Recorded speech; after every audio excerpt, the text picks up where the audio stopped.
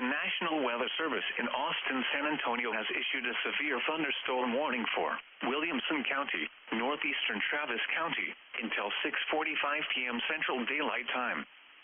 At 5:45 p.m. Central Daylight Time, severe thunderstorms were located along a line extending from near Florence to near Anderson Mill, moving east at 20 miles per hour.